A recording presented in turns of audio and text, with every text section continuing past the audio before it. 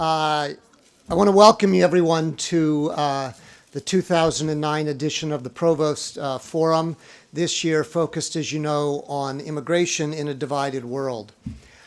I don't think it's much of an exaggeration to say that migration issues are at the heart of almost any major subject you could find that's roiling our political waters today in this country and abroad. I mean, from the election of Trump to the advent of Brexit, the competing views about the values, the identities, the interests that drive migration and the responses to migration, those are just two of the events that migration is shaping in fundamental ways, and I'm sure we could come up with a much longer list. Of course, though, this isn't a new topic either. Immigration has been difficult and contentious throughout human history. I'm always reminded of the comment from the Swiss novelist Max Frisch, who during the 1970s debate about guest workers in Europe said something to the effect of, we asked for workers and you sent us people. And I think the point is an important one, which is that migration isn't like just any other issue. It's not like the movement of goods or the movement of finance, because it's very much also, when you're talking about the movements of people, it combines two powder keg kinds of issues. It combines issues about sovereignty and nationhood, as well as very intensely and intimate personal and family stories. The movement of people is not the same as the movement of goods or services. And there are a lot of people here today, and there will be tomorrow, all of you, community members, faculty, staff, students, who are living this kind of complexity every day. It's not historical, it's not remote, it's real. My own story is a little more remote, but not that far in family memory. In 1903, it starts when my grandfather came through Galveston, Texas. And he got off the boat and he was put on a train and sent to Kansas City, Missouri. And at least in our family lore, the story goes, he was taken off the train there by the Pendergast machine. Some of you may recognize that term, or more often referred to in other cities like Tammany Hall. This was an ethnic political organization where they met you at the train, they took you off the train, they took you into the voting booth, and some years later, maybe they helped you become a citizen. And the order of that process is important to recognize. He became a voter, my grandfather, before he became a citizen. It's a story that doesn't fit exactly the textbook narrative that we usually hear about the process by which you become part of a new country. And at that time, most of that Pendergast machine's constituents were Catholic. They were first or second generation Irish, Italian, Mexican, or they were African American.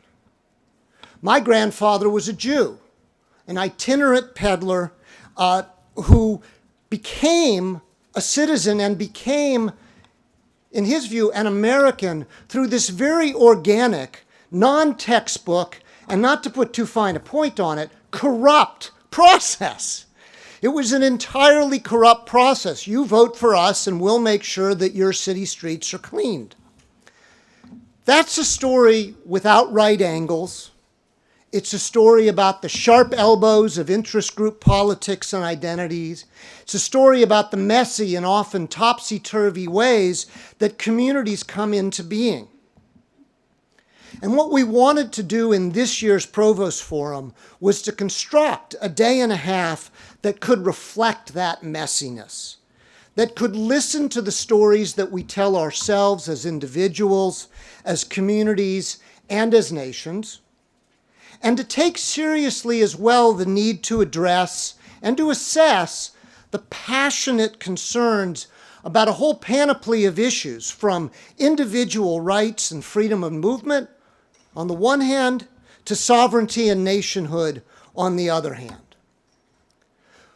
We begin tonight with two writers.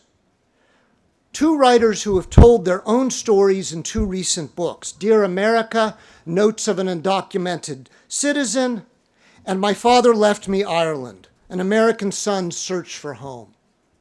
These are memoirs, these are notes, these are letters about finding and losing, sometimes about losing and finding home. Both of the authors, the meaning of home, where they feel at home, how they define it, the identity dimension, the legal dimension, the civic dimension, all of that is traced in different ways in their work. And they're very plain that these are single-person stories. They're telling their story. But they're also stories, I suspect, that many of ourselves see ourselves in. And they're stories that offer a unique way into these larger, broader issues that are vexing us in this country and many other countries today. Tomorrow morning, we want to shift from this broad, more lyrical kind of opening to focus and to drill down into the competing political and policy options in the US and Europe that address all of these vexing issues. It's a conversation that Deandra Rose is going to lead about everything from law and history and how that shapes how we came to this stage, about the validity and the vitality of borders, and about the balance or the competition between the who's responsible at the international, the national, and the local levels for dealing with the causes and the consequences of the massive migration of people. That panel will be followed at noon by Nicholas Kristof from the New York Times, offering a keynote address on immigration as a test of our values. And then that afternoon, we want to bring the camera in even closer. We want to focus not only on the policy and political issues in the US and Europe, we want to focus on the university and the role of universities and higher education in these issues about immigration.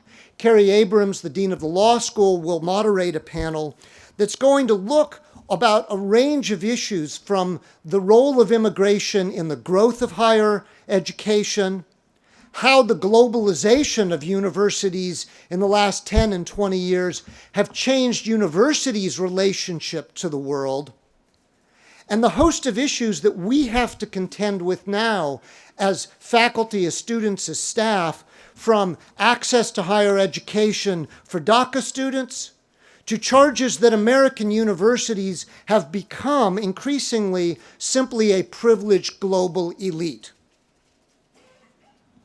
So in this context, it's also worth noting, as some of you may have seen, that yesterday 50 business school deans, led by Duke's own Bill Boulding, took an extraordinary step. They issued a joint op-ed, and as academics, they included a 32-page white paper to go with it, that calls for major reforms in immigration policies. This is not the thing business school deans usually do. These policies, the deans claim, restrict the mobility of talent and therefore pose a major threat to competitiveness for the United States. So that's the perspective of 50 deans of leading business schools taking a position in these debates over immigration. In other words, universities are not neutral grounds on this. We will all have different views on these subjects, but let's be clear that we're implicated in these debates as well, and we will have a chance to focus on that. Now, of course, the subjects that we're talking about cannot be contained. They could barely be contained in just those panels that I laid out. We've tried to design this year's forum so that it is only one milestone, one avenue in the various ways in which this conversation can and should go on. So some of you have already participated in a number of pre-forum events. Last night, there was a Devil Dialogues dinner that drew students from across campus to focus on these issues. This afternoon, students from Define America, which is an organization that one of our guests, Jose Vargas, started, and we have many students here who have been leaders in, they worked with the Visions of Freedom Focus Cluster and others to read the two books by our two guests and to meet jointly together in different settings to talk about these two books. Peter Weiner and Nicholas Kristof have graciously agreed as well tomorrow to spend time talking with our students. And the other thing that we've tried to do is we've committed ourselves to continuing the conversation past this forum today and tomorrow. So some of these events have already been scheduled. On October 24th, the law school is organizing a program on immigration enforcement in North Carolina. On November 4th, Nobel Prize laureate Robert Lefkowitz and the Office of Faculty Advancement and a number of other entities on campus are hosting a program on how immigration helps shape American scientific leadership. And on November 11th, the Sanford School has its annual Crown Lecture, which this year is going to focus on Jason DeParle's book, A Good Provider is One Who Leaves, One Family in Migration in the 21st Century. And maybe other programming will emerge from this forum itself, from tonight and tomorrow. We don't pretend to have exhausted the topic. Instead, we have a more modest goal, which is just to frame the ways in which this conversation might be had in more and better and different and productive ways on this campus and going forward. And for all of this, we have a lot of people that we owe our thanks to.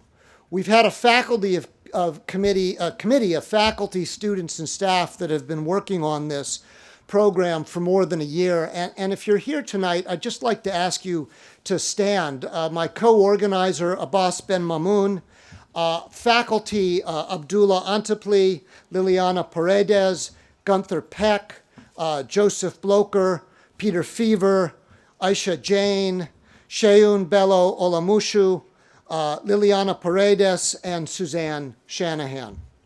I also want to note, please, yes, please stay safe. One of the best parts of this committee, though, has been, as great as the faculty have been, we've had an absolutely superb group of students who have been part of this planning from throughout. And I'd like to ask you to stand as well as if you're here. Daisy Almonte, Reese Becker, Lizzie Bond, Sahil Chodavadia, and Alex Herrera Ramos, and Nicholas Sanchez. And we are also incredibly grateful to the Office of the Provost and the Office of Faculty Advancement, the staff in those offices who have just pulled off a Herculean event, and without them, we simply wouldn't be here at all. So we're incredibly grateful to all of you for your help doing this.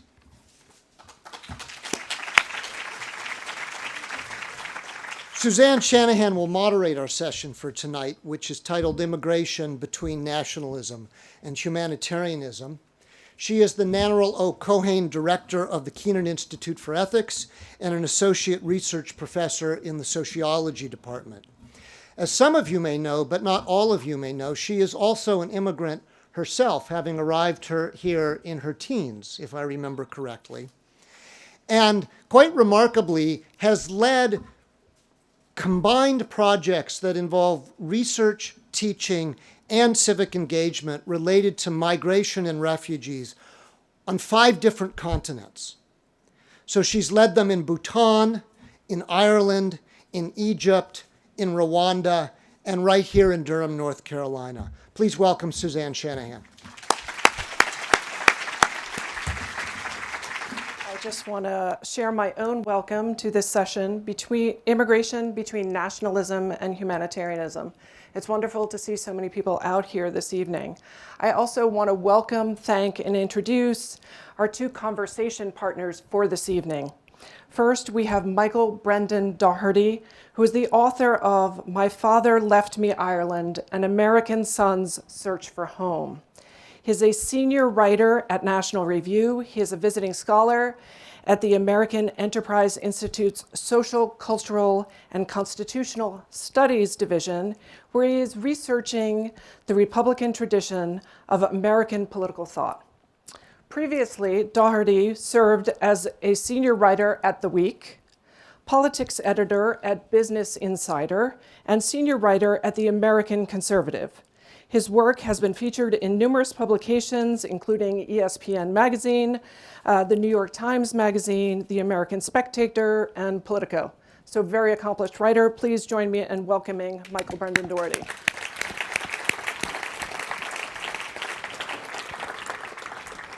We are also delighted to have Jose Antonio Vargas here with us. He is a Pulitzer Prize-winning journalist, Emmy-nominated filmmaker, and theatrical producer.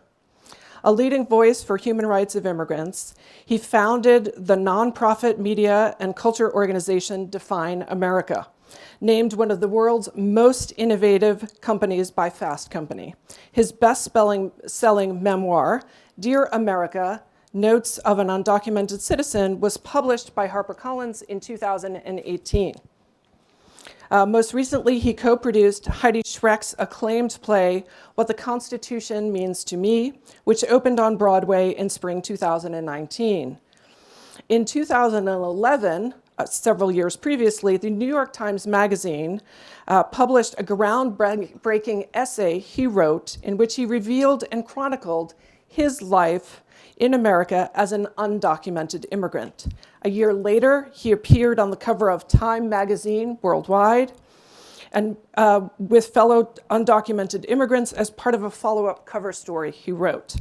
He then produced and directed Undocumented, or Documented, an autobiographical documentary film feature that aired on CNN and received the 2015 NAACP Image Award nomination for Outstanding Documentary.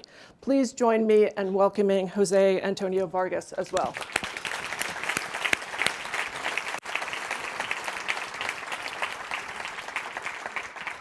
Just a few points to set up our conversation this evening. I think, as Noah mentioned, our hope is to really begin the conversation over the next couple of days with a lyrical introduction, and I think we couldn't be better served by these two individuals here. The point of departure for tonight's conversation will be their respective memoirs. For those who haven't read them, they're lovely, moving, thought-provoking explorations. Yes? Of family, home, nation, belonging, and identity. Importantly, too, both try to look beyond the legal and the political as a way to define themselves or others. Both are a call for a more thoughtful approach to the kind of intransient conversation that Noah described. So how are we going to proceed? If we get to it, I have 5 open-ended questions, which I imagine we may not get to. The goal of the questions is to allow them to really frame how they think about these issues. Second, I want to push and challenge some of their assumptions that they're making. And then I want to conclude as a way to set up tomorrow's conversation, thinking a little bit, what do we do with the thoughts and insights they've shared with us?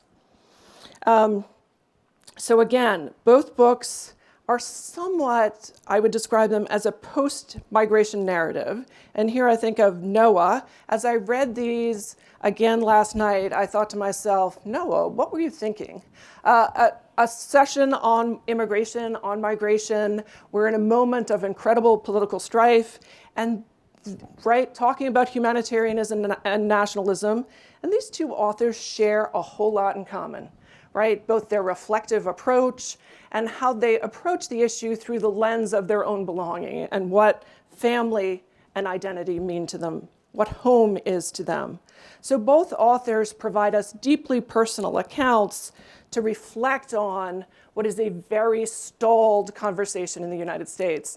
And so very, very late last night, I realized Noah's genius, right? Which really was to take a step aside, reframe the issue, back out of the stalled debate, back out of the acrimony, and hear the lived experience as a way back into the conversation. So thank you for that genius, Noah. It's also the case, Jose and I were talking last evening, and there was a moment in our exchange where he said, no, don't send me any questions in advance. I like to be surprised. And then he said, but really, I'm not going to be surprised because people have asked me everything, and people should feel free to ask me everything. So great. And then he said, people have even asked me if I'm worried about being deported, and so people can ask that. And at that moment, I thought to myself, I may feel bad or have empathy if you're deported, but I don't want to know if you worry about it. What I want to know is the fact you can be deported, right? How does that affect your sense of self? That very fact, how does that change your sense of home and belonging in a fundamental way? And how do we share that with the audience? So the reframing a little bit of the conversation, I think, is super important. So that's the nature of the conversation. We're going to talk for about an hour. We're going to leave about a half an hour for conversation. There'll be 2 mics up front. There are a lot of people here who I imagine want to jump into the conversation. We're going to ask people to ask super pithy questions to avoid the long monologue because there will be a reception following where you can follow up as much as you'd like. But we're going to insist on super pithy. And then there will be that delightful reception following. So those are the rules of engagement for this evening. And so I'm going to begin with a bit of a conversation with both of you. So thank you so much for coming. Thank you. Thank you for having us. So one of the things I realized, again, in reading through both of your books, was that perhaps we had titled this session a bit incorrectly. And what I want to do is share snippets from the preface of each of your books and then explain what I think we should actually be calling this session. Thank you, Noah. Great. Michael, in the preface of your book, you begin, "We live in an age of disinheritance, with longings that we're discouraged from acknowledging. This book of letters is my attempt to rekindle a relationship between father and son, at recovering something in danger of being lost. I wrote these to help my children have a proper home and to know the refuge and comfort of a homeland beyond it." Similarly, Jose begins, "But this is not a book about the politics of immigration. This book, at its core, is not about immigration at all. This book is about homelessness, not the traditional sense, but the unsettled, unmoored psychological state that undocumented immigrants like me find in ourselves. This book is about lying and being forced to lie to get by, about passing in as American and contributing as a citizen, about families, keeping them together and have to make new ones when you can't.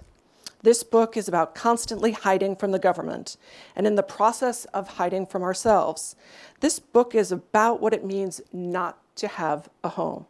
After 25 years of living illegally in a country that does not consider me one of its own, this book is the closest thing I have to freedom."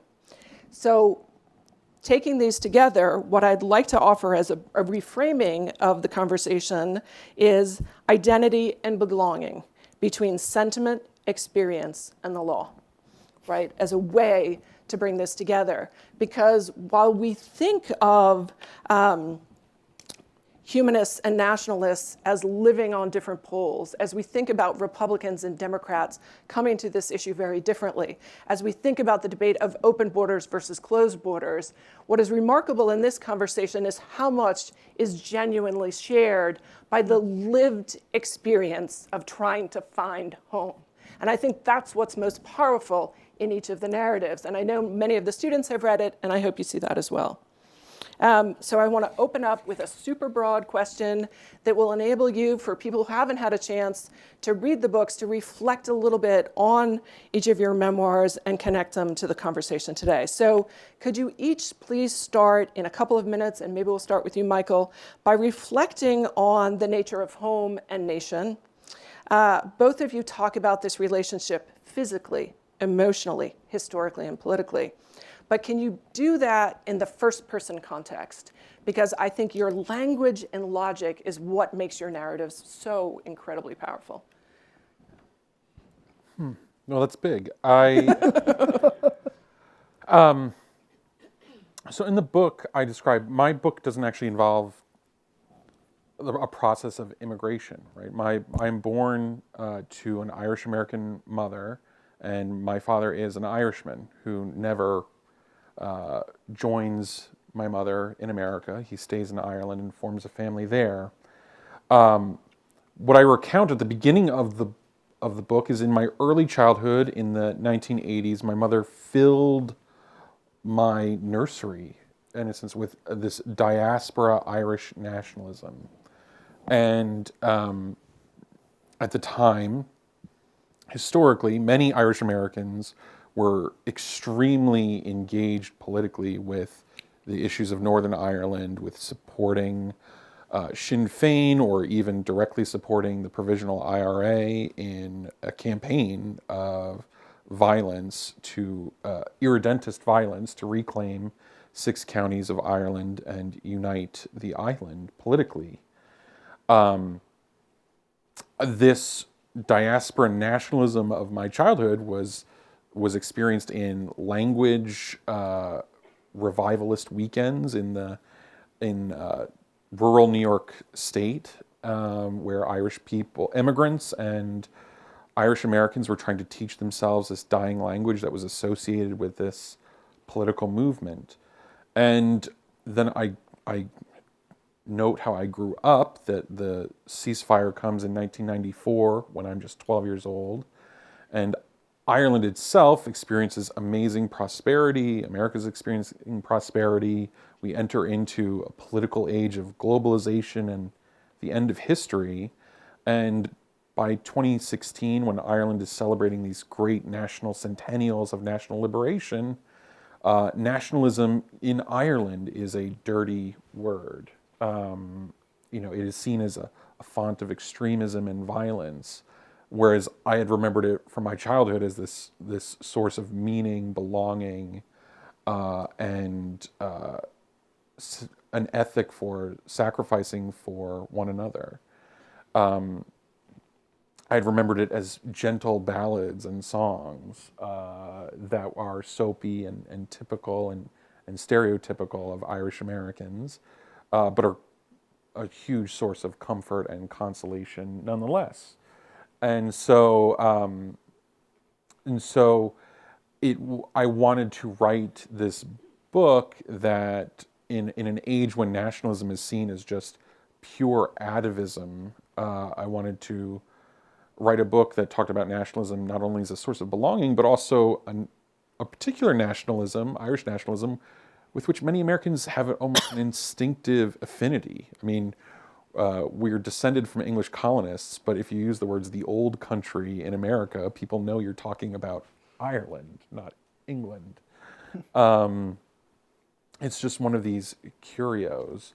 So what I found, and what the book recalls, is that as I start having my children, I found myself wanting to do the exact same things that my mother did, which was fill the nursery with these songs and ballads and reconnect myself to this history and to an ethic of shared sacrifice and living that makes sense of sacrifice, because that is what I'm finding is part of the test of fatherhood, is putting yourself away and making room for the next generation and making a home for them.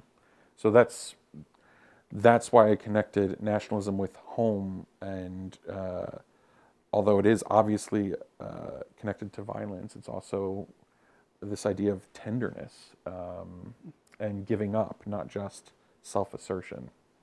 Great, thank you. Jose? Okay, 2 minutes, right? Okay. Maybe 3. By the way, let me just say this. This is really courageous of this university to do something like this, and to really try to interrogate this issue from multiple levels. I've been doing this work now for 8 years, and as I was looking at the brochure that explains what we're doing, I haven't been a part of something like this yet, and I've been a part of a lot of things.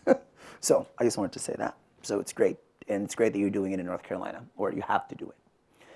So My book. So I really didn't want to write this book. I originally wanted to write a migration manifesto. So I've been in this country since I was 12, so 26 years. And because if I leave, they won't let me necessarily come back because of what Bill Clinton signed into law in the mid-1990s. So I haven't been able to see the world, and I really wanted to understand migration on a global scale. Jason DeParlay's book, by the way, A Good Provider is the One Who Leaves, is kind of so I'm Filipino. There's 110 million Filipinos in the world, and 10 million of them are migrants. We are one of the largest overseas migrant workers in the world. People, my friends who travel over the world tell me, hey, Jose, do you know that you're the help in all of Asia? I guess Singapore, Hong Kong, Thailand, Middle East, like we're the nannies, we're the nurses. And so I wanted to understand this circumstance from a global perspective because physically I can't do it. So I think intellectually I wanted to go there. But clearly the book did not become about that. And then when Trump got elected president, I was living in LA. Ever since I was a kid, I wanted to have Frasier's apartment. You remember Frasier's apartment? I wanted to have that apartment. So I was living in that apartment, one of those really big apartments, right? That's like, I think it was like 2,600 square feet. It was huge. I had made a documentary for MTV. I made money, so I said to myself, I'm gonna get this apartment for myself. And then the building manager, this was in downtown LA, LA being like, from an numerical standpoint, the epicenter of the undocumented population, just the sheer number of people. So the building manager said, hey, we don't know what we would do if ICE showed up. So you may want to move out. I remember telling him, wait, I pay rent, I'm paying it on time, aren't I? So like, what is this? So he was actually genuinely concerned that if ICE showed up in the building, they wouldn't know what to do or to protect me. So then I did move out. I put everything I owned in storage, and then I started thinking of this book. Is if I can't, and in many ways the book is about, the search for home, physically, but more importantly for me, it's a mental thing. It's been an emotional thing, right? Like, so once you don't have it physically, then where do you live? So I had to really ask myself that question. And as a writer, I wanted to really, the first book I fell in love with when I was a kid was The Bluest Eye by Toni Morrison, because it was so confusing to me. And what I loved about the book was she dared to put the entire plot of the book in the first page. So everything that happened in the book was already on the first page, right? And so you read the whole book because you were so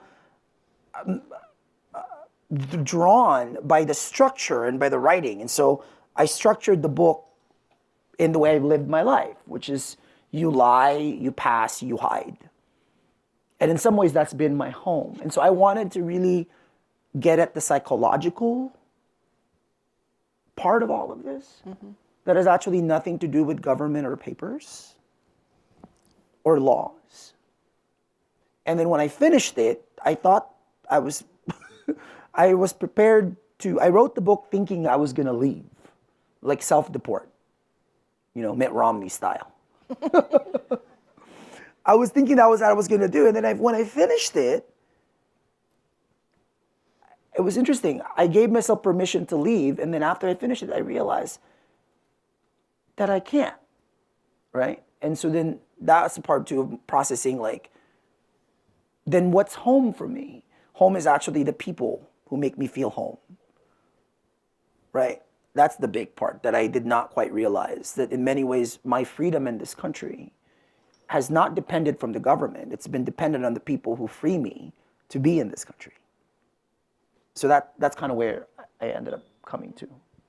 Okay, great. Let me just push on that a little bit and start with you, Michael. There are two passages that I was really struck by. One is when you're sharing with your father, you're about to have a child, and he basically says, "Oh, great, you'll have an Irish child," and I thought there was a significant irony in that, given your own ambivalence at points about what that means. And in particular, there's a great passage that to me felt incredibly Irish in the language, and yet you're distancing yourself from Irishness in the following way. It says, I felt on the edge of the pitch that if I was Irish at all, it was only in the most technical and bureaucratic sense. The Irish state, recognizing the circumstances of my birth, must give me a passport and allow me to live and work in Ireland if I choose. If I came, a week after all the Irish people give me their charming and cliched welcome home, the same Irish people would be obliged to dismiss me as a blow-in, right? So right, for you, you are Irish, but there's not that deep felt sense of it. Right. On what basis does your father imagine then your child is Irish? Well, it was funny. It was very unusual in my life at this time of my life before, as my wife became pregnant, I was just beginning this process of adult reconciliation with my father, and I had brunch with two of my half-sisters in New York. They were in New York doing what Irish people do, working abroad, right? I mean, I think Ireland is in the OECD, the top country sending workers abroad, nearly 20%. And that includes my half-siblings, and they spent time in New York. So we had brunch, and we told them the news that they were going to be aunties or half aunties or whatever you would call them. And they had said to me, oh yeah, Dad told us, and he says you're going to get into the Roots. And my wife just laughed because that week I'd been playing Clancy Brothers CDs and other things in the house, this kind of stuff that was part of Irish American kitsch in the 1950s, and also Irish kitsch. Trying to find like what songs could I sing as lullabies, right? Or like what songs do I remember my mother singing? It had already happened. And my father just had this consciousness that there's no way you're not going to get into this. I mean, he had witnessed in these little flashes of my childhood, my exposure to this other world, this alternative world I could have been in. And just, he was dead right. I mean, maybe it's cliched and dangerous to attribute to myself some kind of blood desire or sentimentality about the old sod, but it was there in me. I think he knew my mother had put it in me on purpose. In her kind of love sickness for him, she had made Ireland into a kind of almost substitute. Mm-hmm. And so for you then, is that an entirely kind of affective state? Like being Irish is what your mother shared with you, not the fact you do in fact have rights. So I do have rights, but the songs your mother sings to you, the history you're taught in youth, it can't help but come back to you, especially when you become a parent, and it will come back to you either as a blessing or a curse, or maybe a mix of both. So of course it kind of came alive for me, and I was writing. The letters are written. They're written. You could go through the letters and find quotes in them from news articles, and they track a time when I'm having my children and Ireland is celebrating these kind of historical centennials. So as I was engaging in this reflection of what Irish identity means for someone who has no Irish accent, Ireland was going through this same kind of reflection and sentiment on the same events. And my book was in some ways a kind of Irish American criticism of like, you are abandoning what I understood to be Irish. And you have no right to do that. Even as I recognize that Irish people themselves tend to hoard Irishness, especially from Yanks like me, right? If I came back, I would still be a Yank. If if Jose immigrated and said, "Hey, I'm going to start residence here," you would be Irish almost on day one. Oh. That's only because they haven't seen you in like news clips drinking green beer or wearing a shamrock or something that makes them feel self-conscious. You haven't offended them by leaving. So, but the book is also a little bit of a tribute to the world I grew up in the 1980s. This Irish America that has almost disappeared since then, right? The Irish American identity is not what it was. We don't live in ethnic neighborhoods anymore. We don't have parishes that are of the Catholic Church that are dominated by Irish Americans anymore. In a sense, I think if other people are looking at this, they might look and say, I'm recording a world just before Irish people were just the only identity they're allowed in America is to be just white people, right? That you're melding into just whiteness. I only have this ability to call myself Irish because my father is in Ireland. And I wonder if other immigrant groups who are coming in more recent waves of immigration will eventually worry about what they're losing when they become just people of color in America and no longer Filipino, no longer Mexican, no longer Thai, no longer Greek. That's a great question. Yeah. So let me connect this a little bit to something you just said.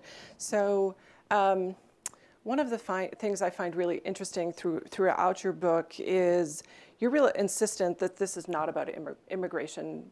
It's not about immigrant rights. That's not what you're doing. You have several points at which you talk about you didn't want to write the Undocumented Manifesto in a legal sense. It was much more of an exploration. There's a great section where you're talking about marriage and the idea, like, why would you marry a woman to become legal, right? And on so many levels, it was just inconceivable for you. Because I'm gay, so Right. Yeah, so that was not going to work. that wasn't going to work for her. Yeah. Right. Nor for me, but Right. yeah. Or nobody involved. Nobody So there's this sort of eschewing of the legal dimensions of it that you're both engaging with, right? Because for you, the legal status doesn't matter, right? It's a tradition passed on for your mother. And for you, even though, right, as a documented person, I can't imagine that the legal status of being undocumented isn't so fundamental to your sense, right? But how do you connect that kind of eschewing of it? Well, and that's, I guess, is what I struggle with, is that, like, I'm next month is when the Supreme Court is going to decide on DACA.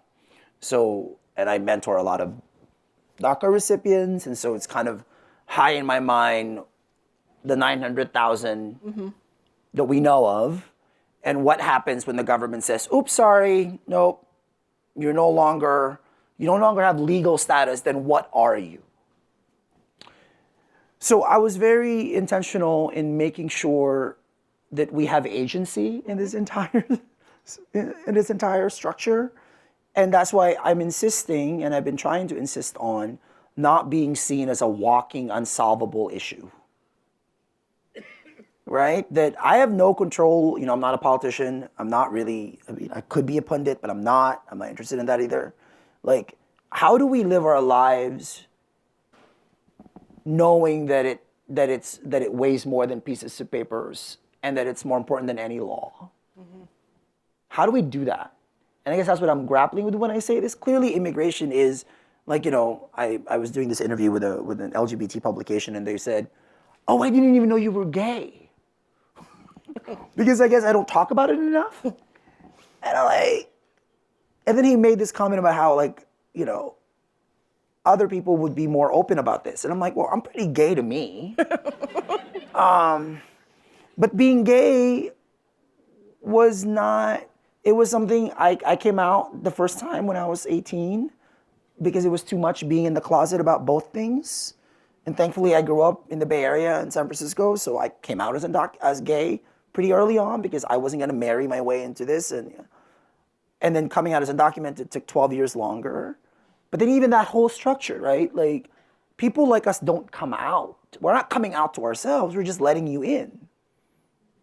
So even that, like this entire structure that I'm supposed to justify, I'm supposed to tell you that my life is worth more than papers, that in the state of North Carolina, so here's a perfect example. So I live in California where people like me are allowed to drive legally.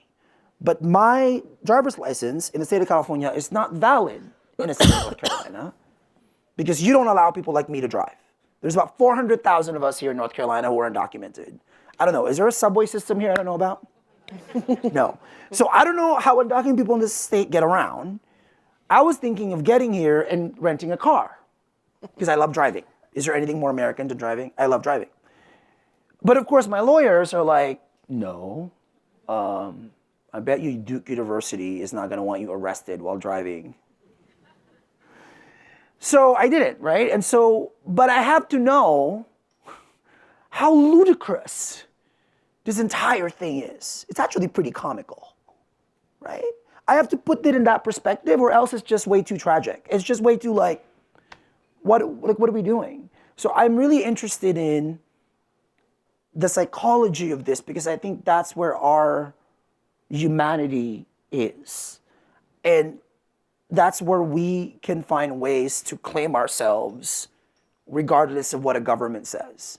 Does that make sense what I'm trying to say here? No, I think it does. And I don't know, like what I've found in the South, the South, North Carolina, Georgia, Arkansas, Alabama, Tennessee, you're all seeing the demographic changes that California saw like 20 years ago, right? For so many people in the state of North Carolina, freedom is in the church. That's when they go in and they know that they don't need papers to be in the church. I'll never forget, I was in a church outside of Charlotte and I met this young Guatemalan man who said to me, I didn't think white people liked us, but then at church they hug us. Because I think they know that at church, the papers don't matter. I was really struck by that. And so that, he finds dignity in that church. Mm-hmm. And then of course I can't help but, being in the South, the role of churches and faith in the African American community, right? As an organizing and as a liberating form. Okay, good. Can we think a little bit about how your perspectives could inform the broader debate and conversation about immigration, right? Because the premise of belonging is such a compelling one, right? But how do we take that and begin to think about what that would do vis-a-vis the current debate, right? Which is overwhelming and exhausting and problematic from whatever perspective you begin. Well, I mean, the hard news is it's going to get more difficult, more problematic. I think, I was looking at numbers ahead. I was trying to master a few facts ahead of this conversation. And one of the interesting ones was from the time the Pilgrims landed in Plymouth Rock to 1965, the United States took in 42 million newcomers. Yep. From 65 to now, it's 59 million. In the 3.5 centuries before 1965, Americans who came and settled the country and turned it into the United States of America had a much higher birth rate when they took in those 42 million than they do now, such that when Jose and I were born, we're on the same age, in the early 1980s, and busing was ending as a policy, 80% of primary school children in America were white. Now it's almost 40%. Yep. That is, so in the past 50 years, that demographic change is incredible. In the first 350, the 42 million were often, we often look at those patterns of immigration and the nativism that met it. But if you look at it as a demographic event, it's it's easier to look at immigrants as reinforcements, right? When your posterity is growing along with theirs in the future. And I think one of the things driving immigration to the center of our debates is not only the scale is getting bigger, because birth rates in Western Europe and in the United States, native birth rates are below replacement level. Lots of countries, particularly in Africa, have much higher birth rates and are entering the kind of band of nations economically that tend to send immigrants, right? There's like an income level at which you can be at such a poor national income level that you don't send immigrants because it's unaffordable for almost everyone in your country to leave. Then you become rich enough that you don't send a lot of immigrants, like the United Kingdom doesn't send many immigrants abroad anymore, except a tiny sliver at the elite level. But these countries have high birth rates, and the costs of emigration are falling, both financially and psychologically. Like when my mother's ancestors came to America from Ireland at the end of the American Civil War, about 15 years after the famine, the Irish tradition in the west of Ireland was to hold a funeral for you before you left, right? You'd have your American funeral. Now you can just Skype, right? Like I can watch Irish language television on this iPad right from this stage, right? The language that Irish immigrants were desperate to give up when they left. So the scale of immigration, I think, is just so much larger now, and so it's going to be contentious, especially when I think a lot of the reactive politics you've seen in the United States, in Hungary and Poland, you'll notice all of these are extremely low birth rate nations. Yeah. Right? Like there may be a kind of, my own view is that there's a latent sense of we underinvested in our own posterity, and if the future is for those who show up, we're not showing up, but all these other people are. And so there's just this inherent risk or sense of impending loss coming. Can I just add to this? Because again, as a journalist, I love these numbers because these are narratives, but let's look at numbers. So 59 million, right? Post 1965. So 1960. So think about that for a second. You had 42 million immigrants, mostly coming from Europe, in a span of 187 years. Yeah. And then you had 59 million immigrants in about 50 years. Most of them are not coming from Europe, right? And according to the Pew Research Center, I don't know where you got the number from. From Pew. Pew says, and I like Pew because they're seen as like independent, right? So it's not left or right, it's independent. So according to Pew, those 59 million immigrants will constitute 88% of the total US population growth in the next 50 years. Yep. And yet, narratively, we're stuck in a country that thinks of itself as a black and white country. Right? So while the black and white thing is still kind of happening, we're in the South, so yes. So from California, where I grew up in this country in the 90s when the Bay Area, where I'm from, became the first minority-majority region, according to Stanford, 2001. And I was a reporter for the Chronicle, for San Francisco Chronicle. I was in the closet hiding about my status, so I lied to get the job. And so I remember going to the city editor and I said, I want to write about white people as the minority. And he was like, what?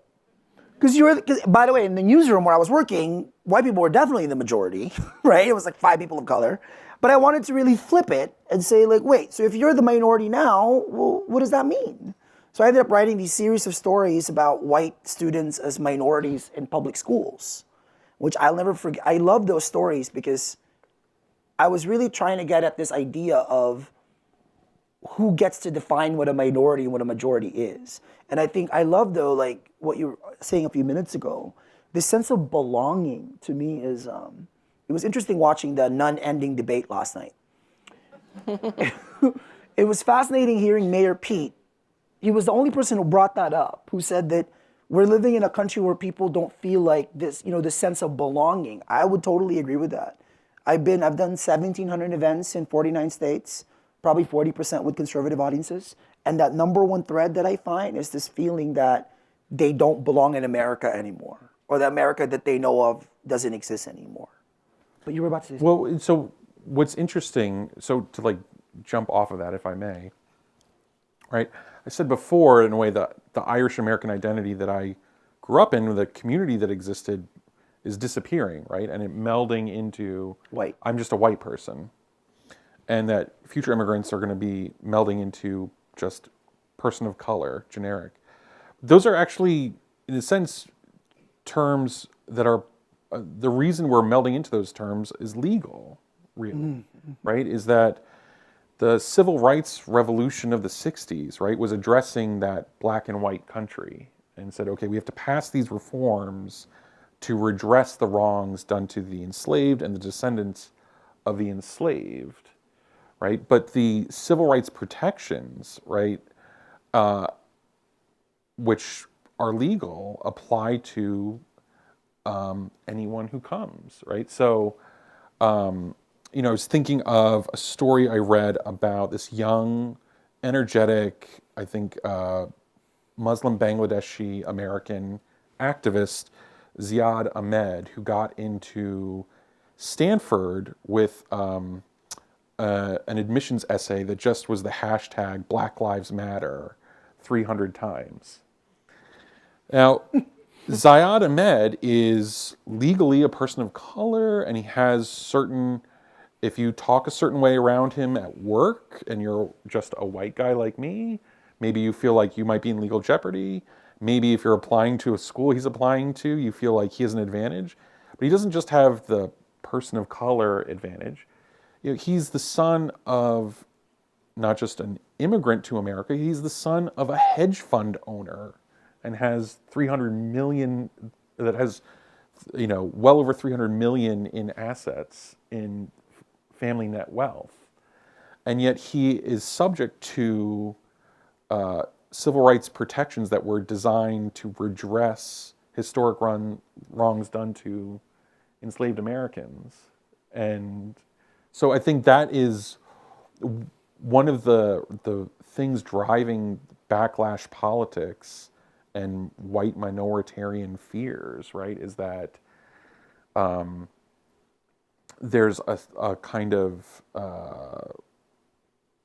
access to legal privilege that was designed for and justified for a disadvantaged people in America that was 20% people, but now it applies to 60% of kids that are in primary school now.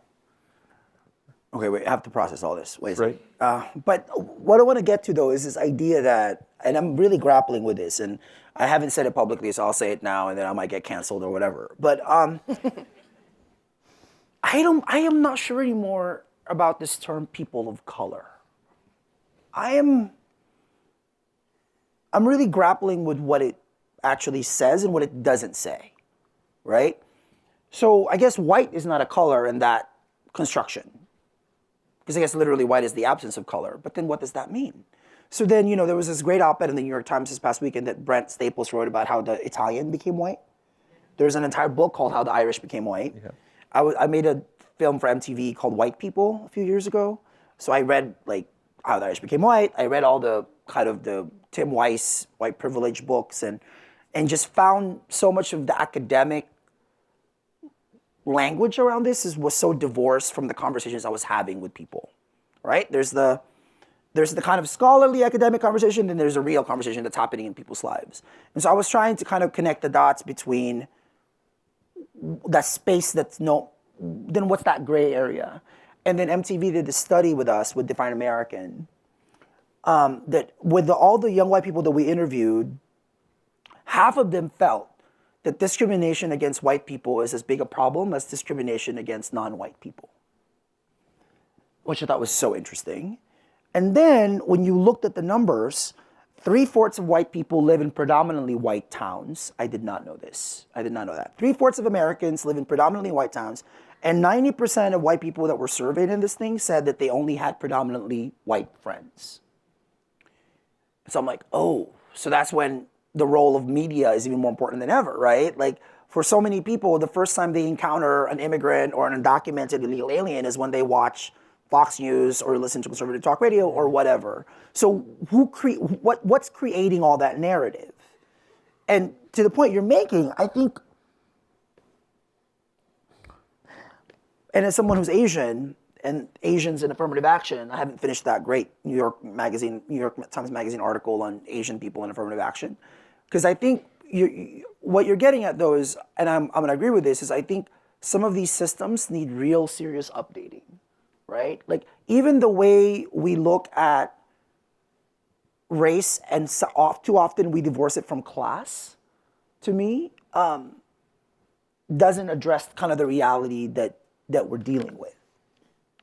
So that's my early thoughts in what you're saying, although I have to think about it more. No, I mean, it's just interesting because there's two sides where, like, the post-60s reality of migration into America creates this legal difference where illegal immigrants, in a sense, were valued almost as an off-sheet liability in our in the system, where they were actually valued by employers precisely because they were illegal, like exploitable. Sometimes valued by their landlords as illegal and exploitable, because what are you going to do? Sue me when I don't return your last month's rent? Mm-hmm, you know, are you going to expose yourself in that way? So they have that liability. But when the 1986 Immigration Control Act was passed, the amnesty by Reagan. By Reagan, right? So that law shapes, I think, our immigration politics to this day, right? Because it said, okay, we're going to give amnesty to about 250,000 people that are eligible for it, and it ends up being more like 3 million. And we're going to combine it with all these enforcement mechanisms, particularly workplace enforcement mechanisms, right? Where you won't be able to get a job if you're an illegal immigrant in this country. Those provisions never became real, in part because of the civil rights legacy, where employers found out very quickly, if you start inquiring about legal status and other things, you're actually liable to get in trouble on civil rights grounds much faster than you are than for immigration to come. Although immigration enforcement will occasionally visit randomly to terrify. But wait a second. Like, last night when I was watching the debate, there was like a whole, I don't know if you saw the E-Verify ads in the middle of the CNN debate. I went through the Washington Post and the Chronicle and the New Yorker, and nobody, for whatever reason, never asked for E-Verify. So I was using a fraudulent Social Security number that I wasn't supposed to have, right? And no one caught it. And I don't know. So I'm like, so wait, does this E-Verify thing even work? But even the language around this for me is... So again, let me be very, very specific about this. So I am here illegally without authorization from the government. When I fly out of the airport tomorrow to go to Orlando, I can get arrested at the TSA. I'm prepared for that. I have lawyers.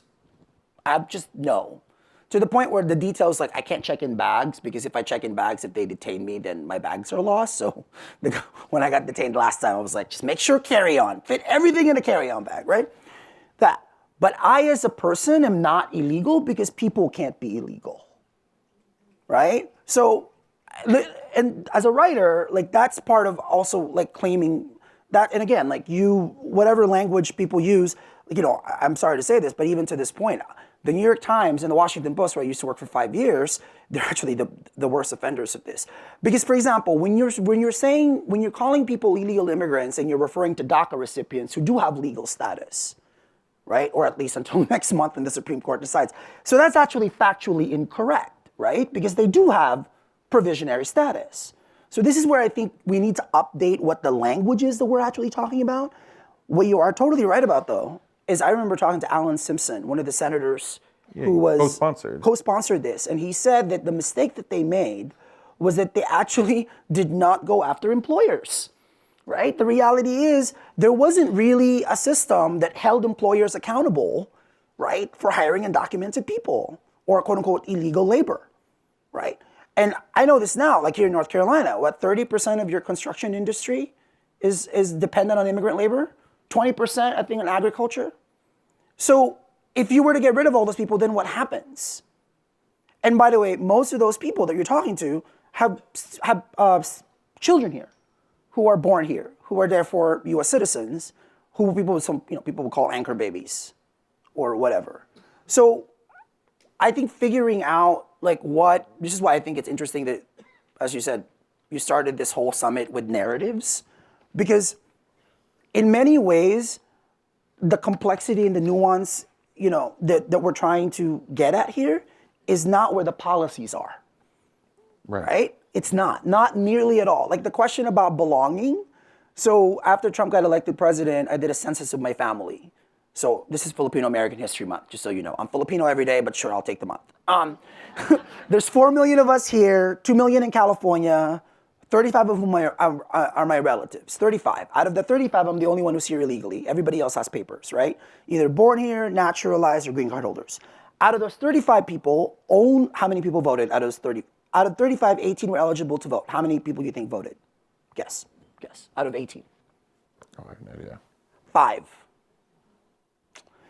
So then I called them and I'm like, what? Like, we're Facebook friends. I can't vote. I'm telling you to vote. Please vote, right? I don't even tell you who to vote for. Apparently Filipinos, out of all the Asian groups, voted for Trump, which is whatever. So then I called them and then I called my aunts, and my aunts are like, Ton, that's my nickname in Tagalog. Ton, I bought a house. I drive a Camry. I sent your cousins to school. I'm done. And then she goes, they don't really want us here. Who's they? We're just here to work. We're just labor.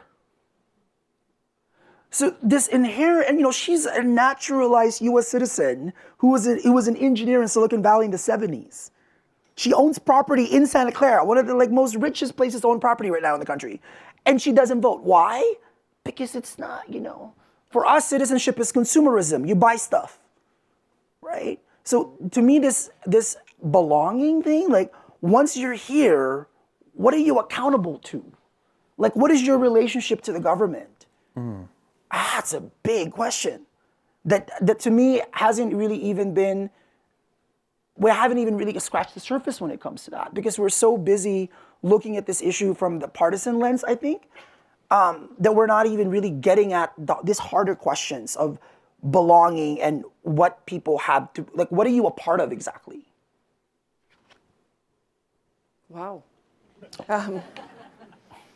So let me think for a minute, because I think one of the interesting things connecting, again, what you said and then what you said, is you wrote a July National Review piece where you talk about this unholy alliance between humanists and cynical employers, who are using the narratives of humanists and of the progressives to rationalize and justify really seedy practices and the exploitation of people, as you said, there's this sense, that there's huge advantages to people being undocumented, that you can prey on them. They don't have rights. They don't have redress. So for instance, if we want to if anecdote is allowed, right? So. Oh, I shared some. So please. Normally, as journalists, we're taught anecdote isn't data, but one of the things about illegal labor and illegal immigration that's transformed the country in a way that I think alienates a lot of populists that voted for Trump, and even me, is this. My great-grandfather on my father's side was in service in County Monaghan in Ireland. He had to go cap in hand to the big house to ask the Protestant permission to marry his Catholic fiancée, right? My Irish American grandparents, their view in the post-war 20th century America was being free and equal and American is, I am not a servant and I don't have servants, right? We have machines at home to do labor. We don't have servants, and and in fact, it offends our sense of rightness, like the idea of domestic service. That's what wicked rich people do. Fast forward to 2019, my wife and I both have full-time jobs. We have 3 kids.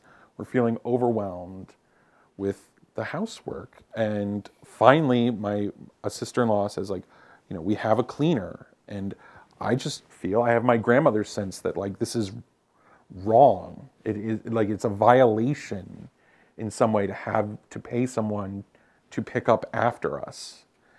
And so we take my sister-in-law's advice.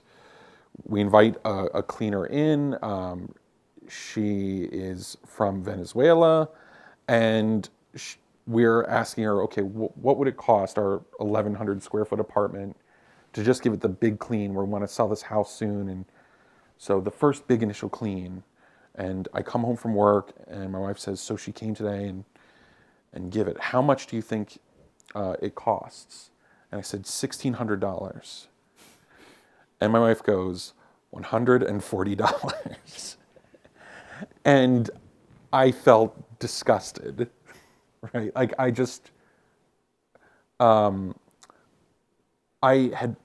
one of the things that drives, I think, there's nothing wrong with doing the work, right? There's nothing inherently wrong, right? In fact, now I know this cleaner, and she's extremely entrepreneurial. I'm actually worried she's exploiting the workers underneath her in some way, although I can't verify it. Is there an E-Verify for that? Right. I don't know. But that is a tremendously different view of what America is. Like my grandparents had and instilled in my mother and in me the prejudices of a free society is a middle-class society with a much less social stratification than we have now. And I think some on the populist right, and many people think this is just special pleading or even a lie, say, like, actually, I don't know if I like the character of a country that has almost a developing racialized caste system of employment. You go to countries like Qatar, right? Qatar has an extremely diverse workforce, but it's socially and racially stratified in a way that is horrifying and maybe not compatible with democracy, right? I mean, Filipinos are part of that work system. Oh yeah, we're apparently the best caretakers. Right. But there are jobs that people from Mali would never be allowed to do in Qatar, that only Filipinos would have that kind But let me say though, like, because I mean, we are in the South, so like, racial stratification and that system has always existed in this country, and I think I if you have not seen the New York Times published what I. But didn't we want to get away from it rather than introduce it? No, but meaning this is not new. What I'm trying to say is it's not new, and the New York Times published to me like probably one of the most. I'm still really processing it because it's so monumental. They published a report called the 1619 Project. I don't know if you've seen this. Mm-hmm. Nicole Hannah-Jones, and it's basically, and she makes the argument about the real founding of America was 1619, which is when American slavery started. And I was really grappling with that, right? I was like, oh gosh, okay, so what is she saying? And like, what? But so I'm trying to understand like the immigrant psychology. So the immigrants post, like 1776 to 1965, and then the Immigration Nationality Act. So how have what is that immigrant identity, how does it intersect with the African American experience in this country, right? At Define American, we try to do a job of trying to intersect issues, right? And so one of the projects we're working on right now is like African Caribbean immigrants and African Americans, and like there's a lot there, right? And there's a lot of not just tension, but just there's a lot there to really try to understand in terms of how people self-segregate and what all that looks like. And I would argue that the time that we're living in right now, this is why this question of belonging has to be at the forefront, I think, of the conversation, no matter Republican, Democrat, because if we don't figure out what that is, then we're just looking at permanent, we're all going to label ourselves by what makes us different rather than what we share. So that's what I'm trying to figure out, even in our work, right? So making sure, as you were saying, 59 million immigrants in this country, 11 million who were undocumented. Although I got to tell you though, I was joking with some of the students that I was meeting today. If I were to count just the undocumented white people I meet at Starbucks, it's way more than 11 million people. I would actually really argue that we don't know the number.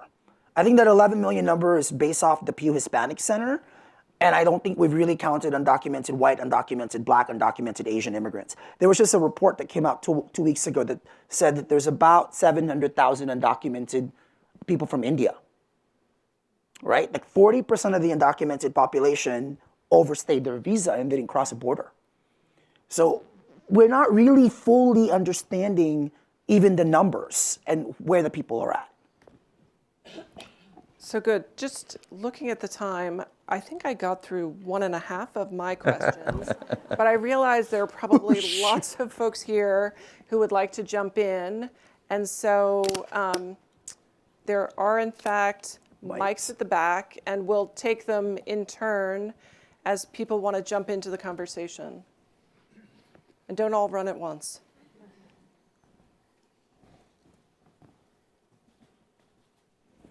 There are no questions. How could that be?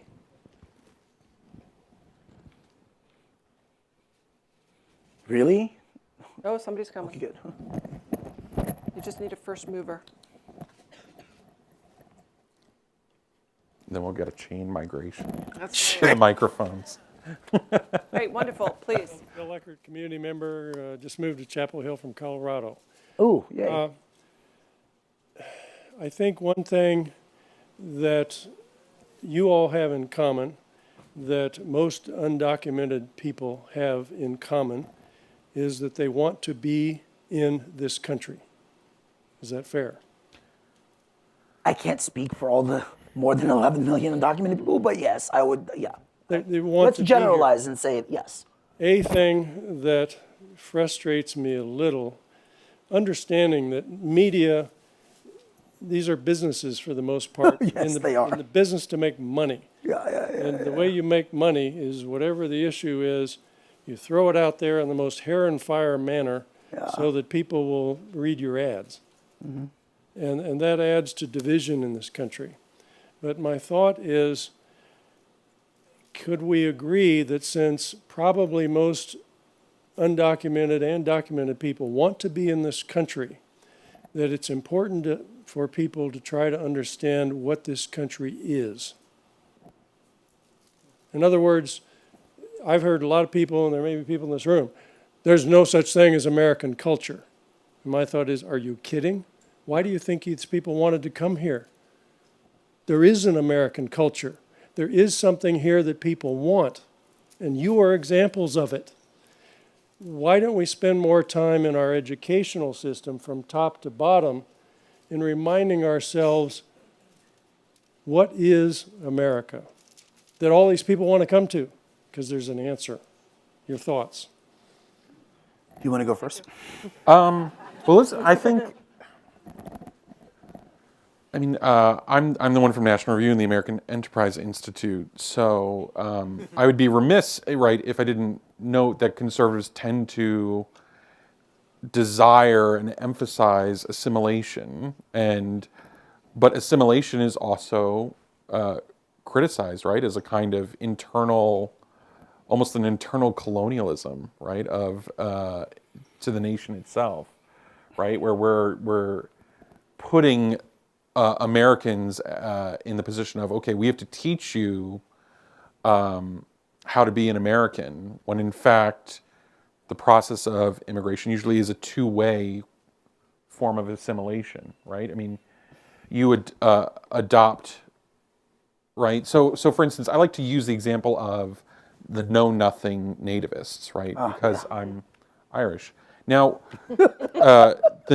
I have a lot of sympathy with the know-nothings when I look at them, and when you look at their rhetoric And when you look at the rhetoric of a lot of anti-immigration movements and politicians, what you find is that their predictions of the future are entirely wrong, but in two ways. The future is both worse and better than they imagine, right? So know-nothing anti-Irish propaganda tend to emphasize, well, they're speaking Gaelic and they're not going to learn the language, and they're dirty, they're not going to have hygiene like Americans, and things like that. And the Irish, actually most of them were desperate to learn English. Most of them knew English when they came here, at least some of it, and they immediately adapted to the hygiene standards available to them in America.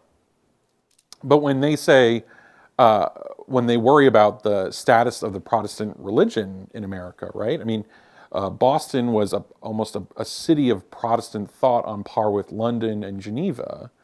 And within 50 years, Eamon de Valera comes from Ireland to raise funds for what many viewed as a terroristic revolutionary struggle against a Protestant crown, right? And he goes to Fenway Park in Boston. So if you had told that was the future to a know-nothing, he would have redoubled and tripled his efforts. I mean, the blood-curdling speech by Enoch Powell in the United Kingdom, the Rivers of Blood speech, right? If Enoch Powell had slipped in a line that by the lifetime of the young listeners listening, Mohammed would be the most common baby name in London, he wouldn't have just been deplored as a racist. He would have been taken to a loony bin. But that actually is the reality in London. And our hatred of the know-nothings, right, is in a sense like a vindication of their worst fears, right? The social and cultural and political power in the United States turned against them. And like the obloquy that our public education system pours on them is like proof of it.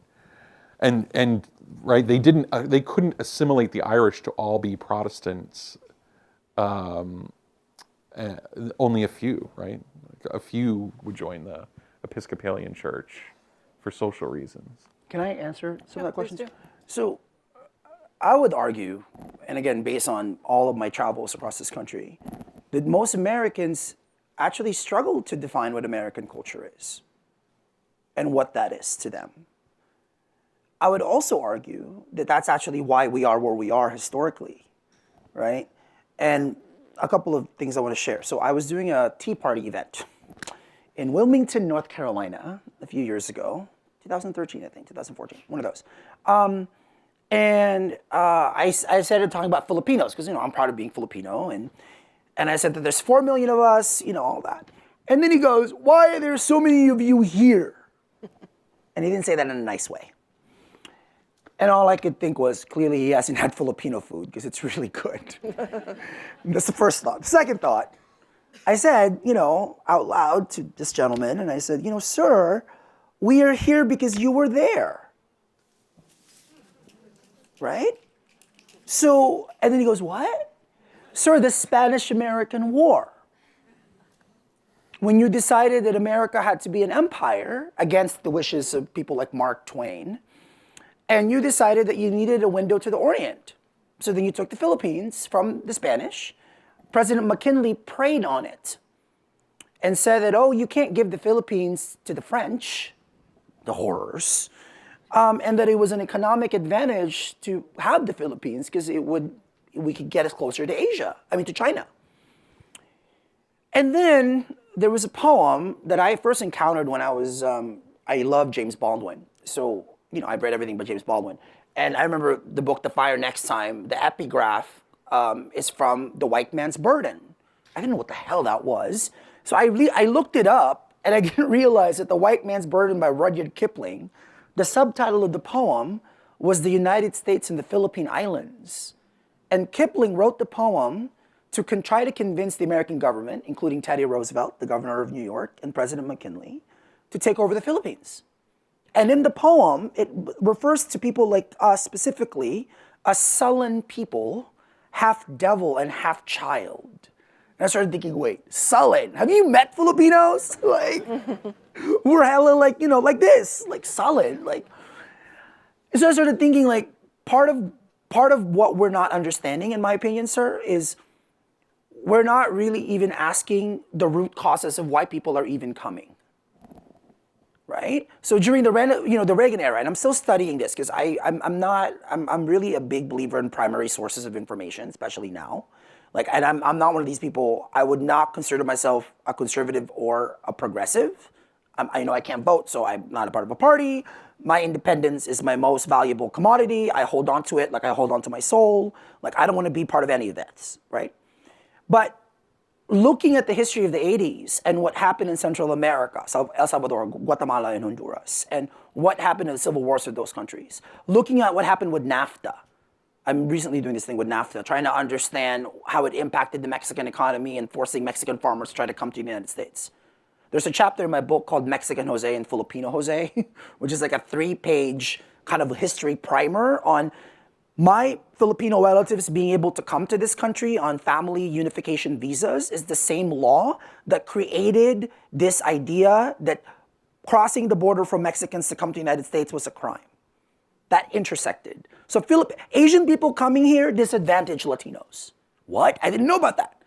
So I think we have to really try to, this is why the role of the media and try to interrogate this. Why are people even coming to begin with, to me, is absolutely essential. And I would argue that we haven't, we're still kind of trying to do that. And this idea that people are coming here because they love freedom. You know, sir, when I was growing up, America was Baywatch. It was Oprah. You know, America was this thing called Levi's. I didn't know it was jeans. It was Kisses. It was the Energizer Bunny. Like, I didn't know what I was getting myself into. And I didn't know that America was inevitable because America was in the Philippines, right? So I think that's the kind of interrogation that we have to do so that we get beyond just, oh, people are coming here because they love freedom. I think it's more complicated than that. Absolutely.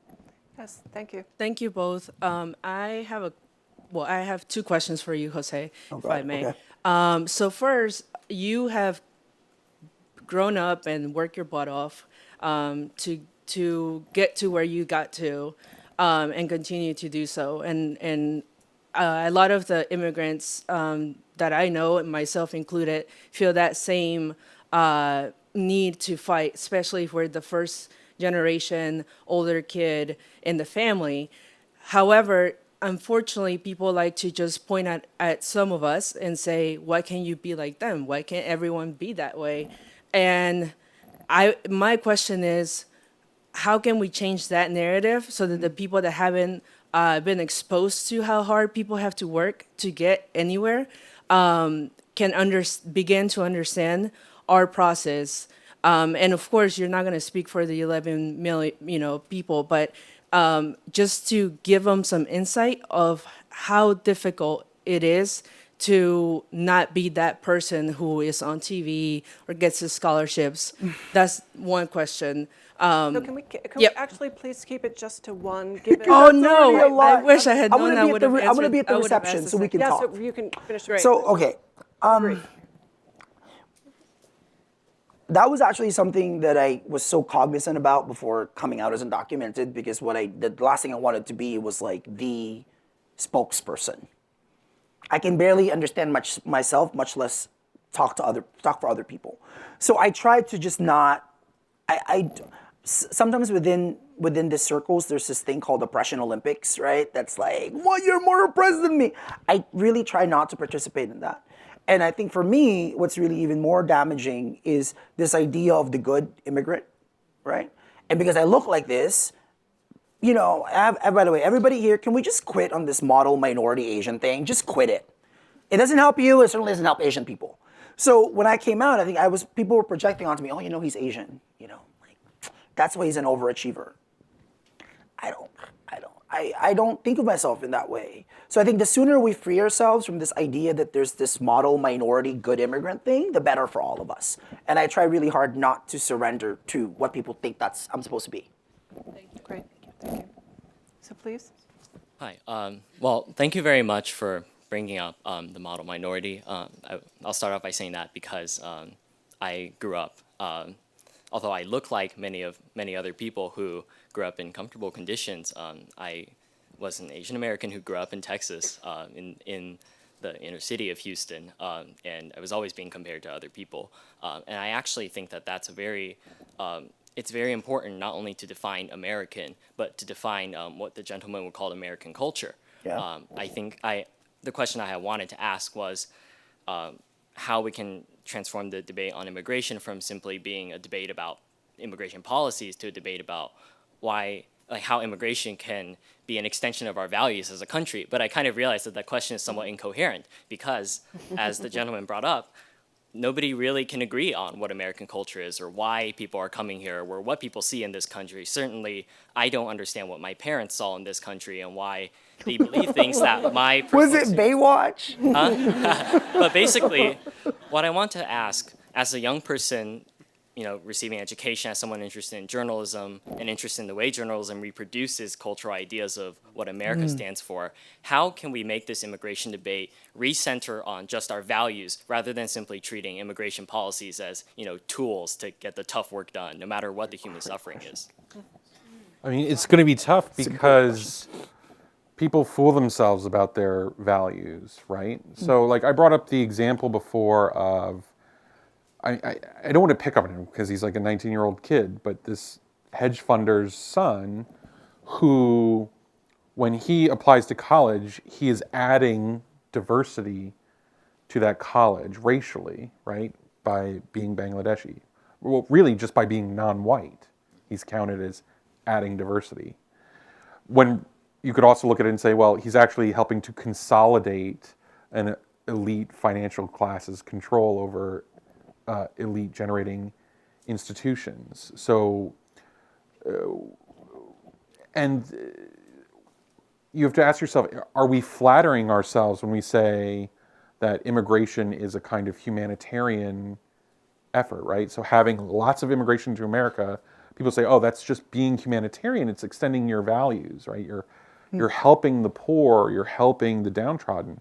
And when you look at the numbers, the immigrants do capture most of the value generated by immigration into America. But as a poverty relief program, it's aimed at the global upper middle class, right? It's aimed at like places like the Philippines, China, Mexico, countries that have national per person incomes that are in the top quintile. Yep. Right? There are 5.5 billion people on Earth who live in countries with lower incomes than Mexico. So as a poverty relief program, immigration, you're almost kidding yourself if you believe that that's what it's about, if it's like a global charity. So I think you just have to, you have to ask other questions about how America champions its values, and you might also say, instead of humanitarianism, maybe our immigration system should be designed towards that middle class society that I said was in jeopardy or is dying because of immigration. You might say, we want to select for immigrants that will enter into the workforce and not create a further spread. We want to maybe select against the poorest of the poor and unskilled, because that's actually leading to a greater economic inequality in the country just by the force of it. And that economic inequality is driving political changes we find we don't like. So yeah, you're going to have to contest what values you want to be reflected in your immigration system. We're taping this, right? We are indeed. Okay, good. So we can watch it. Okay, great. Just have to marinate on what he's saying. Okay, good. So, next. Hi. So this is a question for Michael. Sure. So I haven't read your book, but what I've understood from this forum so far is that a lot of the source from your culture and heritage of Irish culture was from your mother. Yeah. But what I've understood from the title of your book is that you're crediting more. It seems like you're crediting more your father for that. I was asking why. Oh, well, That's a great question. you do have to read the book. The book is dedicated to my mother. The story is about my mother filling my home up with this Irish cultural stuff as an Irish American, partly in response to being heartbroken over an Irish man who didn't stay with her and with her child. So yeah, it's called My Father Left Me Ireland, but it's very much structured as a kind of poem of appreciation for a single mother. But yeah, the connection of that inheritance of Irishness is it only makes sense in a way because of my father's identity. Like he caused it by literally being my father, and his fatherhood caused my mother to embrace this as her identity and give it to me. So yeah, read the book. I'll get a free copy from somewhere. Hi, my name is Sarah. I'm from Canada. I'm a student at UNC St. Duke. I'm a reporter, so please don't say anything bad about the media anymore. And I have, I think, more of a provocative question. I'm wondering, because we talk about the demographic shift and the numbers, and, Canada has 21% of our population who is born abroad compared to 14% in the US, and we have all kinds of problems too. We're not that rosy thing that people think we are.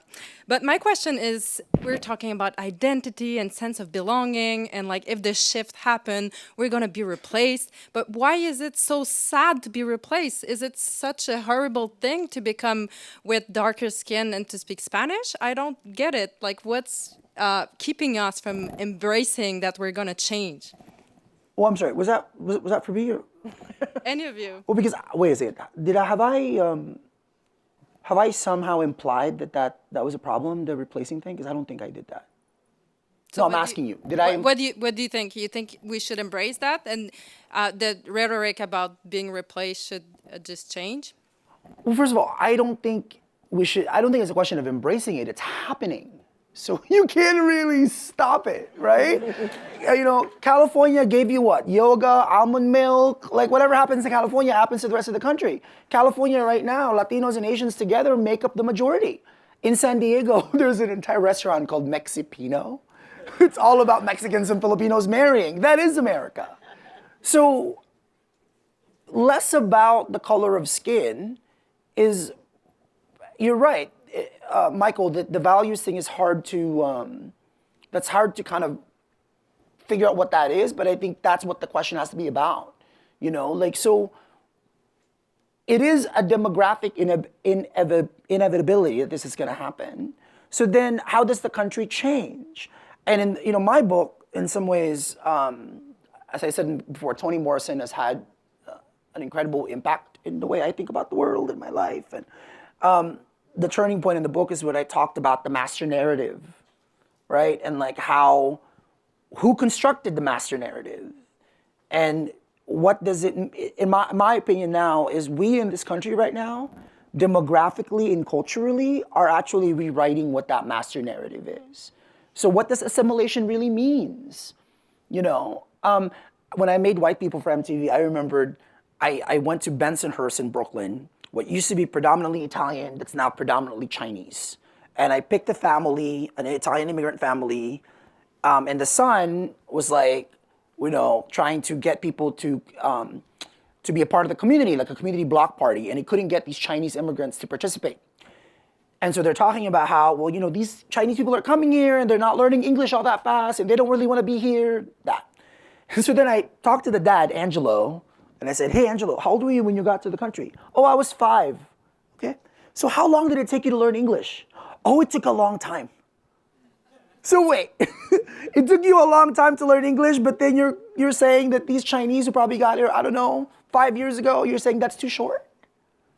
So those to me are the kind of conversations, right? And like, how do we broaden this idea of America beyond even the melting pot, which we like to say that we are, or even an America that's a country of immigrants, right? When we say that, what do? We erase Native Americans and we don't include African Americans. The last thing I want to say, because you're from Canada.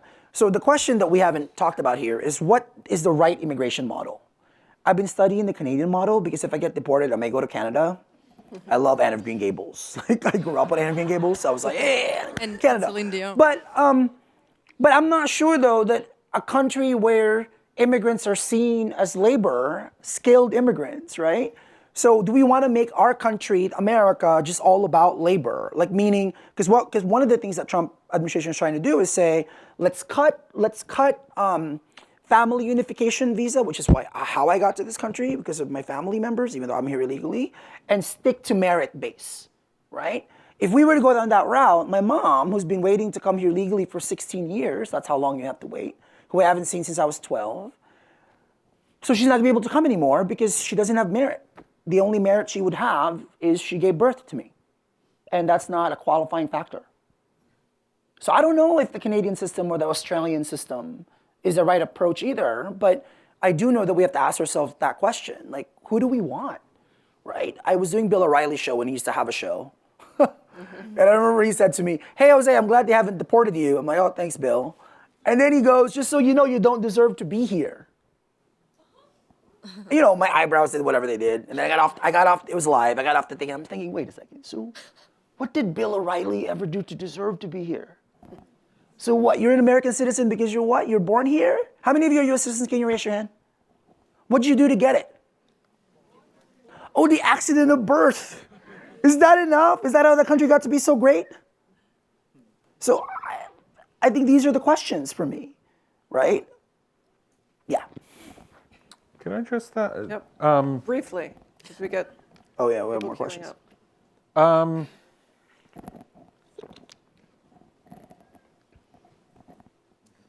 So is the idea that it's people who are currently in a position of power or privilege lose their, forfeit somehow their interests in posterity? Is that the idea? That like, if you're currently in power, you can't be concerned, right? I mean, I ask about this because, I mean, you don't just have to think about Americans, right? White Americans are being demographically replaced by people in the post-65, right? It's a fact.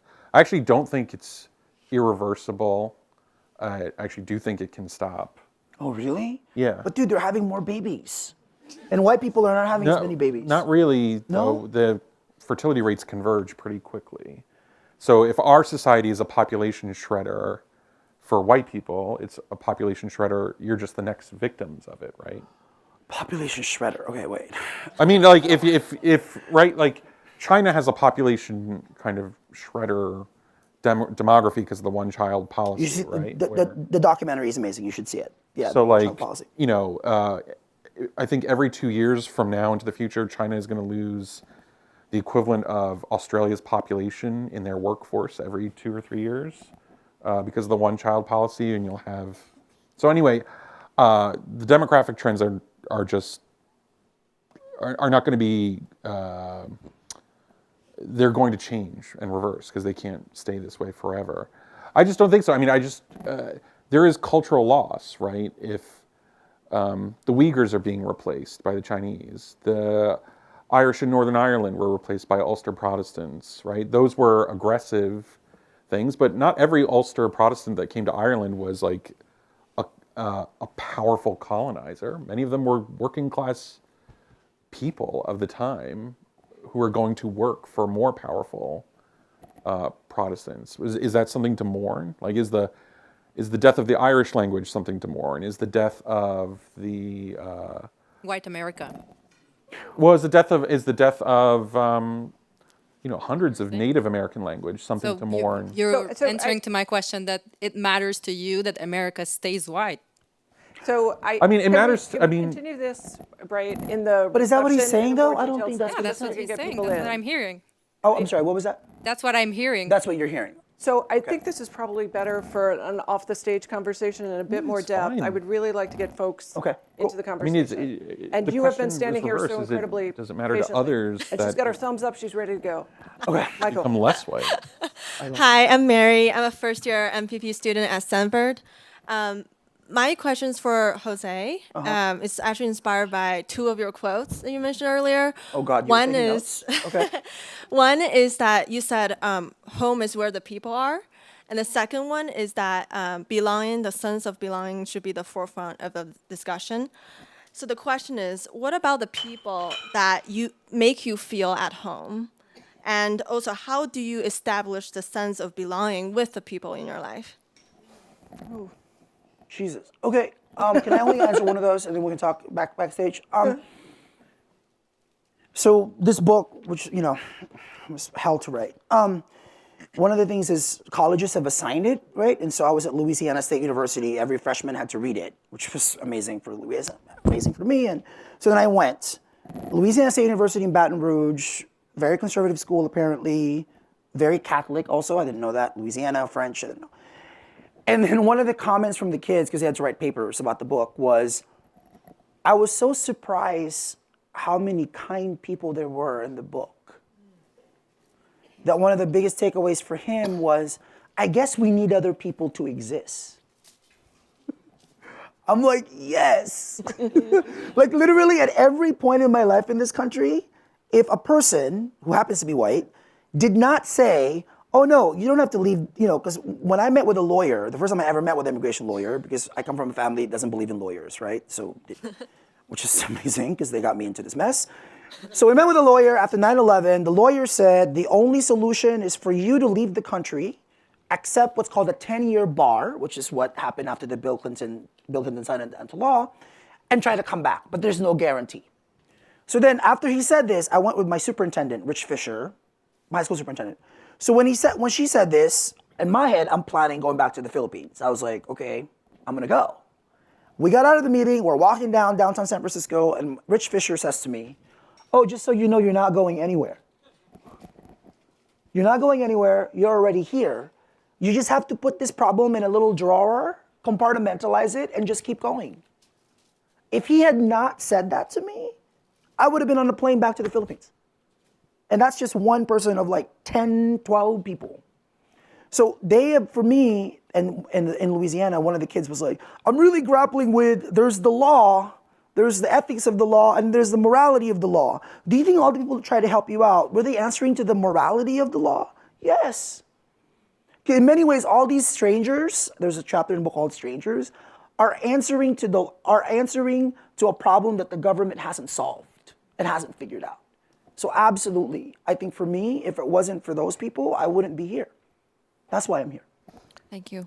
So great. So could you actually both answer your questions? And then we have the challenge of beautiful storytellers being brief.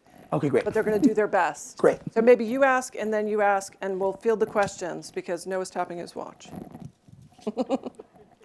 Okay. Well, first of all, thank you guys for coming here tonight. My question is, I guess for both of you, we've talked a lot about like the perceived use that immigrants have in the United States, whether that's for like our economy or demographic changes or like meeting our values. And even the moderator, I'm forgetting your name, I'm so sorry, but you mentioned to Jose that you weren't concerned with his worries about deportation, but I'm wondering if we're being too analytical, if like there are things that we're missing and not focusing on like the personal, moral, and emotional aspects of immigration and what's being discounted in our immigration policy. So I guess I'm just wondering like your thoughts on the emotional aspects of this that are oftentimes discounted in conversations about immigration. Okay. Hi, I'm Tori. I'm a sophomore here at Duke. I also wanted to push back on something that Michael had said, but then ask a question to Jose. And it was about like the quote unquote like advantage of like students of color in higher education. And it was because for me, it insinuated, and I'm also low income, so I'm definitely not like how would you would kind of perceive like the hedge funder's son or whatever. Right, yeah. But I would still push back on that because it insinuates to me there's almost like this line to go into college. There's like a single file line that you have to almost like beat someone else to in order to obtain education, which also reminds me of something I feel like Jose has said in previous like interviews and stuff that I've watched, that is like people are like, well, just get in line if you want to come to this country, like get in line. And there's like, but there is no line. Like, how do you, like, I guess Jose, like, how would you explain to people like there is no line when it comes to immigration? It's almost like this like fluid, like, yeah, I guess like, can you answer that maybe for people to understand? So those are the two questions, and now we have to briefly. Okay. Briefly. Okay, Michael, briefly. This is depressing. It's really depressing. Like, I wrote my book because I wanted to understand why I was so depressed. So that's why I wrote the book.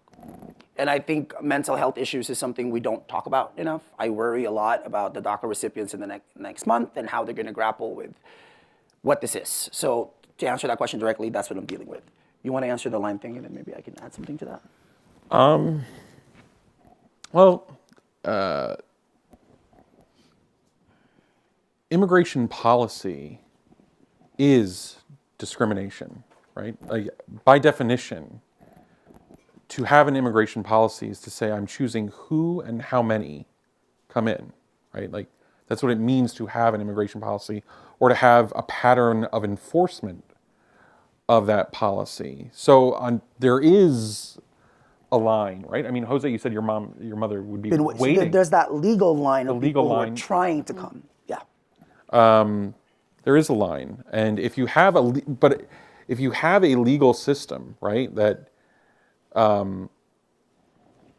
says, okay, your parents came from, your ancestors came from Ireland, you're white, and then people of color are just this other, it's almost like person of color is almost insultingly broad to say, like, we created a system of civil rights redresses for African Americans specifically, or sometimes specifically for Native Americans, and they apply to everyone legally, right? Like, they apply Title VII regulations about who is white and who's a person of color, and perceptions of that would apply if you and I were in the same workplace, right? I'm just a white guy, right? And you become just a person of color, which in a way could be just as much a reductive description of who you are, what you are. So I worry about a legal system that shepherds us into these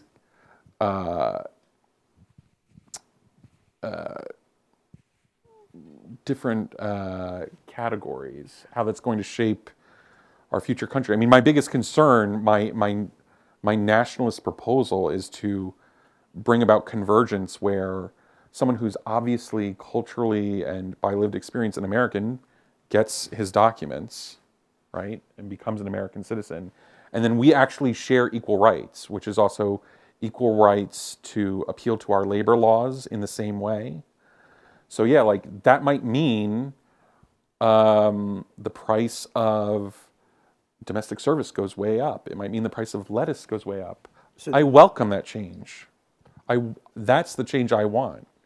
If I want Americans to have an American identity, that should be reflected as much as possible in a law that actually treats us equally. Can I just, sorry, super quickly, but addressing Tori's point, so there's line for my mom to wait, but there's no line for me to legalize my status. Yeah. So if you're looking, I'm probably the most privileged undocumented immigrant in America with a bunch of lawyers. So if I can't figure out how to become a U.S. citizen, how is that undocumented,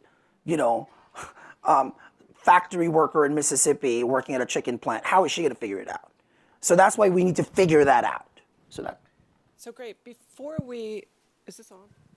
I think so. Before we wrap up and thank our guests and transition to the reception, I just want to share a little bit of a conversation I had with Josie Tarrant, a Duke senior, who was part of the conversations earlier about this session.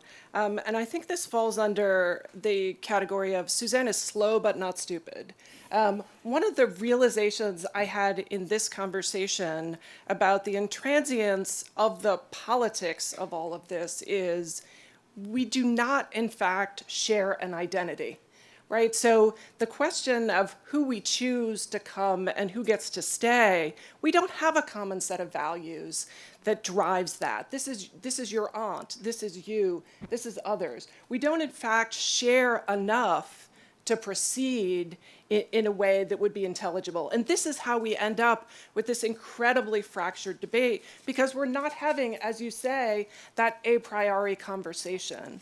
And the conversation Josie and I had at the beginning was, we were talking about the two memoirs, and I said to her, right, they're lovely, they're thought-provoking, and they're about the identity, but if we don't, some point in the 2 days here, deal with the profound question that we as Americans have children in cages at the border, it is not okay, right? So this conversation about identity has to lead there.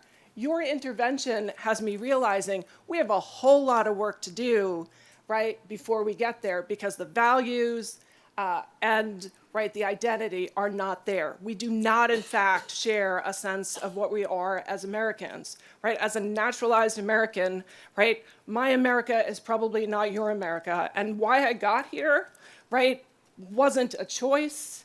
It wasn't a decision I made, right? That, right, as my father says, happy people don't leave. And we need to take that into account when we consider what our values are in determining who gets to come and who gets to stay. So with that, I want to just thank our guests so very much.